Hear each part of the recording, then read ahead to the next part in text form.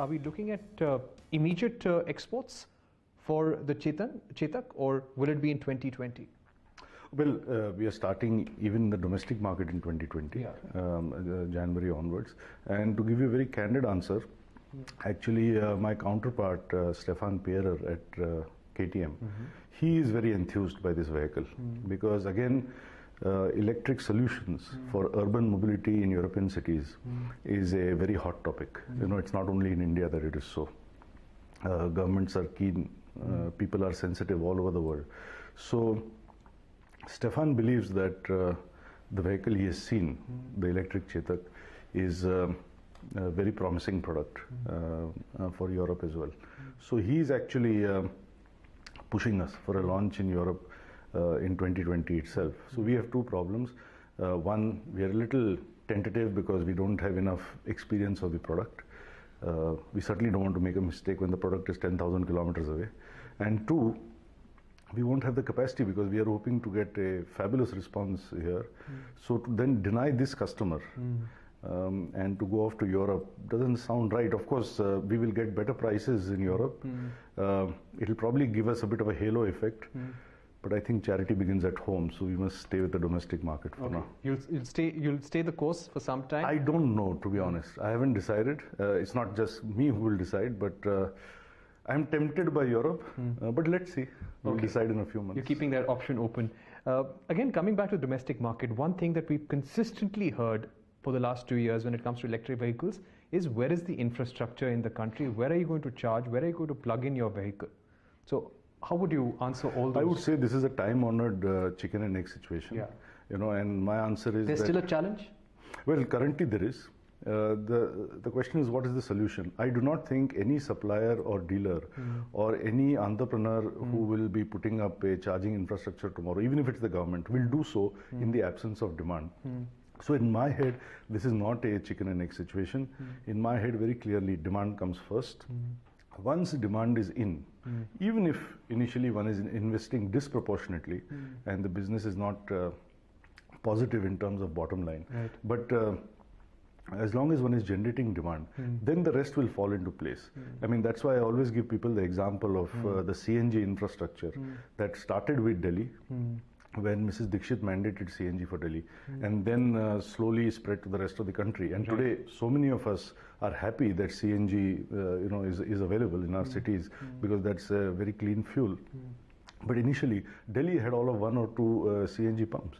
We had to put the three-wheelers in, generate the demand, and then the charging or let's say the CNG filling infrastructure fell into place.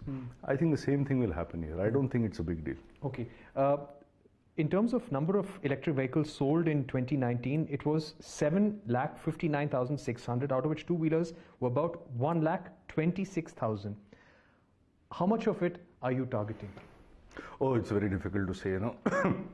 When you start something new, by definition, you are in a blue ocean, in a white space, and you can go horribly wrong. One thing's for sure, whatever number you think you're going to do, that's not the number you will do. It'll either be more than that, it'll be less than that. I give you an example of the Pulsar. When we first made the Pulsar in 2001, it was too big and too expensive for people who were buying 100cc motorcycles. And our marketing head at the time said that no more than 5,000 at the end of 2 years or 3 years, 5,000 a month. In the 6th month, we were doing 10,000 a month. So, you know, I have seen with these things, the only way is to keep your production very modular and flexible so that you can respond to demand as it comes or doesn't come. So at this time, it is very difficult to hazard a number. And finally, how much are you planning to invest in your EV portfolio, considering there is no EV policy as such? The government has said that both IC engines and electric vehicles can coexist. That's where things stand. How do you decide your further investments, considering that Bajaj Auto has now traditionally been a motorcycle maker? Well, I'm not going to tell you how much we have invested in the production or plant, etc. But I will say this.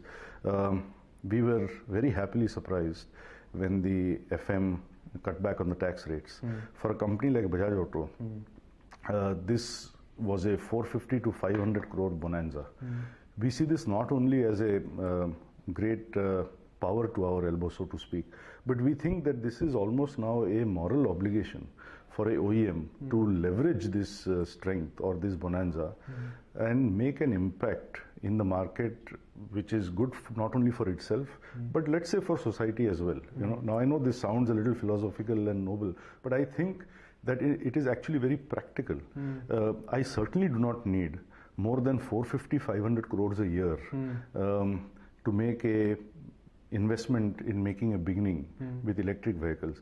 So I think that the attitude of our company is very clear. We are not looking to hoard this money.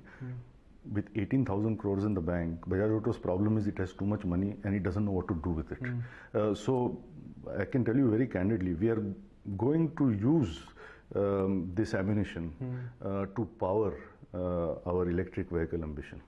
So even if it takes 300-400 crores a year to get it going in terms of technology, product, plant, distribution, charging, we will do it. Right.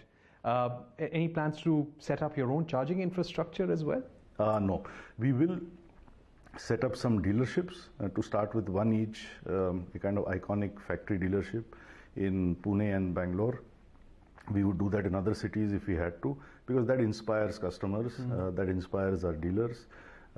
So we would invest in everything from technology to distribution, but I think after that, that's not our job. And you know, with a scooter, unlike a three-wheeler, most of the charging can be at home.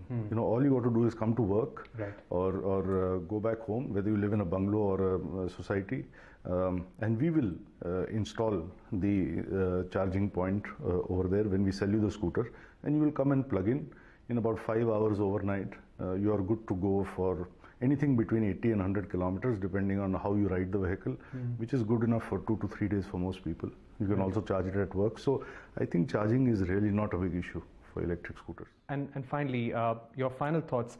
The growth of India's EV sector, the growth of the Chetak will all depend on how the market responds to it now? Well, we are a global company. Almost half of what we make is sold across the world, which is why even with our current IC engine portfolio, India may be down and those who are very India-centric may be down, but Bajaj Auto is pretty much even year on year. So I think it will be the same with EVs. We are looking at a global marketplace for this vehicle. So while India will be very, very important, it's not going to be the only market for us. I think that we don't think in this way. So I think we are on very solid ground because, as I said, every EV maker in the world is pretty much at the bottom of the learning curve right now, at least in the two-wheeler, three-wheeler world. So, you know, with, let's say, a four-stroke motorcycle, we may have been 10 years too late in the market, or we may have been 50 years after Honda. This is not the case anymore. You wanted to be an early mover when it comes to the electric vehicle space. All that works in this industry is being first to market. Right. We are not first to market, but we are as first as anybody else to market. Mr. Bajaj, thanks very much for speaking to CNBC-TV18. Thank you for telling us about the Chetak story and how you're rewriting it in a way. Hamara Kal. Hamara Kal, that's the new tagline.